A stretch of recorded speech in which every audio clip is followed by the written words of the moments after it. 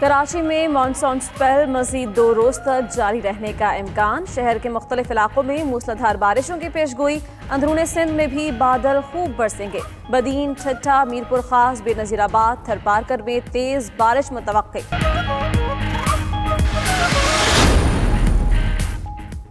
کراچی میں نالوں پر تجاوزات ہٹانے کے لیے آپریشن پیر کو شروع ہوگا، مراد علی شاہ کی زیر صدارت کوآرڈینیشن کمیٹی کے اجلاس میں فیصلہ۔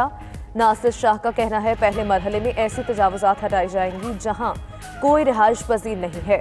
اسد عمر کا کہنا ہے کراچی میں مسائل کے حل کے لیے وفاق اور صوبے مل کر کام کریں گے، ترقیاتی کاموں اور کراچی کے معاملے پر کوئی سیاست نہیں کریں گے۔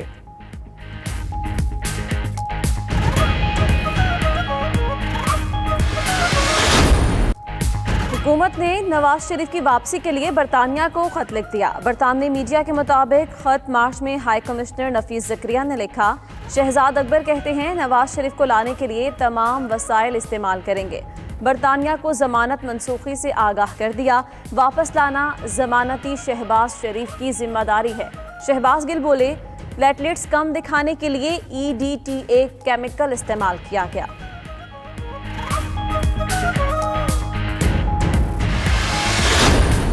آپ کی جو تکلیف ہے وہ ہمیں سمجھ آتی ہے۔ نواز شریف صاحب کے باہر جانے کی اجازت کسی اور نے نہیں دی، حکومت نے خود تسلی کر کے دی ہے، اور اگر حکومت سمجھتی ہے کہ کسی قسم کا دھوکہ ہوا ہے تو سب سے پہلے وہ وزیر اعظم اور صوبائی وزیر صحت کا استعفیٰ قوم کے سامنے پیش کرے۔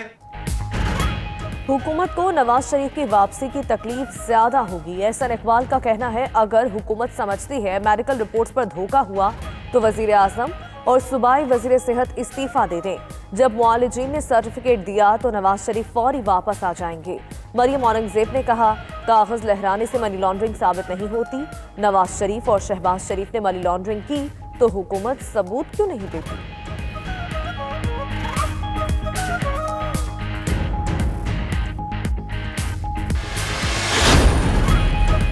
پشاور انتظامیہ نے نان بھائیوں کے سامنے گھٹنے ٹیک دیے، نان بھائیوں کو 10 روپے کی روٹی کے وزن میں 15 گرام کمی کی اجازت مل گئی، 150 گرام کی روٹی 15 روپے میں فروخت ہوگی۔ نان بھائیوں کے پشاور انتظامیہ سے مذاکرات میں معاملات طے۔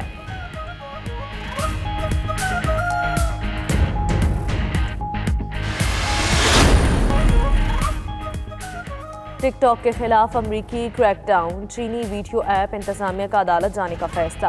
اعلامیے میں کہا ٹرمپ کے ایگزیکٹو آرڈر کے خلاف عدالت جانے کے علاوہ کوئی چارہ نہیں۔ ٹک ٹاک کے خلاف ٹرمپ انتظامیہ کو عدالت میں چیلنج کیا جائے گا۔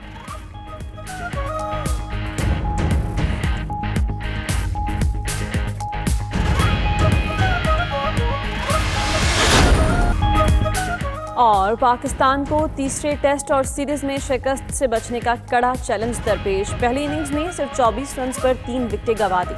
شان مسعود 4، عابد علی 1، بابر اعظم 11 رنز بنا کر آؤٹ، تینوں وکٹیں اینڈرسن نے لی۔ ٹیسٹ کے دوسرے دن انگلش ٹیم نے 583 رنز بنا کر اننگز ڈکلیئر کی، زیک کیرولی نے 267 اور جوس بٹلر نے 152 رنز کی یادگار اننگز کھیلی۔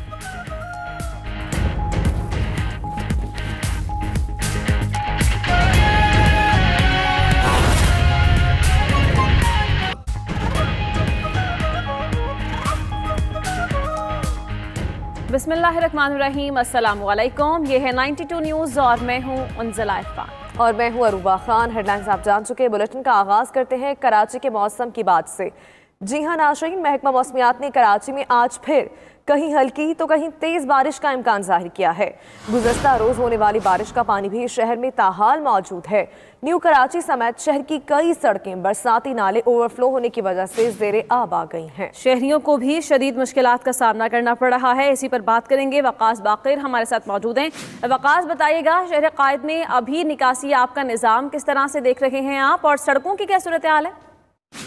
جی بالکل، سندھ حکومت، مقامی حکومتوں کے نمائندے اور وفاق میں اتحادی جماعتوں کے اراکین قومی اور صوبائی اسمبلی صرف اپنے دعووں، اعلانات اور باتوں تک محدود ہیں۔ کراچی کی صورتحال اس وقت یہ ہے کہ مونسون کے چھٹے اسپیل کے تیسرے روز بھی کراچی کی کئی شاہراہیں زیر آب ہیں۔ حیران کن بات یہ کہ برساتی پانی کی نکاسی اب خود ہو گئی، لیکن جو انتظامی نااہلی کی وجہ سے برساتی نالے اور سیوریج نالے اور جو کراچی کے مختلف علاقوں میں سیوریج کا نظام درہم برہم ہوا، اس کی وجہ سے تیسرے روز بھی کراچی کے شہری اذیت میں ہیں اور کئی علاقوں میں لوگ گھروں میں ہی محصور ہیں۔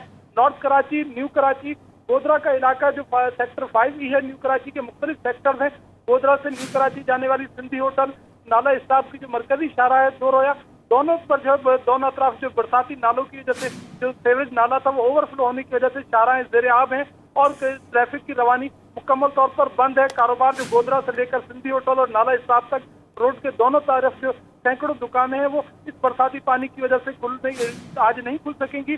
اس وقت جو صورتحال یہ ہے کہ اتنا یہ لاکھوں نفوس کی آبادی پر مشتمل نیو کراچی کا علاقہ ہے، بلدیاتی نمائندوں، وفاقی اور صوبائی حکومت کے نمائندوں کی نظروں سے اوجھل ہے اور تیسرے روز بھی اس سے جو نالا اوور فلو ہونے کی وجہ سے اس کی نکاسی نہیں کی جا سکی ہے۔ وہ کہ جو برساتی نالا ہے، جو سیوریج نالا ہے، اس کی جو اوور فلو ہونے کی بڑی اور بنیادی وجہ یہی ہے کہ اس نالے کے اطراف جو غیر قانونی تعمیرات کی گئی اور تجاوزات قائم کی گئی۔ شہری کہتے ہیں کہ جو تجاوزات قائم کی گئی وہ بھی انہی اداروں کے افسران کی ملی بھگت سے قائم کی گئی اور آج شہری جو ہے اس کا خمیازہ بھگت رہے ہیں۔